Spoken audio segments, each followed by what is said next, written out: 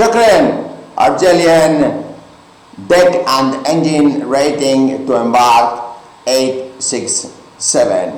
Mainly what we don't have in Europe is motormen, wipers, AB, able seaman, ordinary sailor, bosun, fitter, pumpman, mechanic.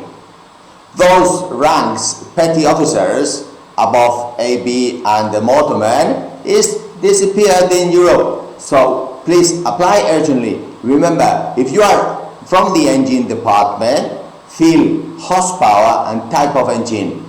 It's very important also to have your application full. We have received many applications from Algerian crew completed, but those in the engine department, we need to know the dead weight, but also horsepower, HP, and the type of engine. It's very important to have these constraints, because then we can match to the ships perfect. Remember that English is very important, so if you don't know much, yes, you can really learn. We have free material here, Candina News, like, subscribe, pass throughout Algerian groups, because this is going to expand. Europe has zero policy for training. Each country in Europe is a disaster, is swimming in one direction. Some are swimming to the bottom of the oceans, and that's really how training is in Europe, and that's a great opportunity for you.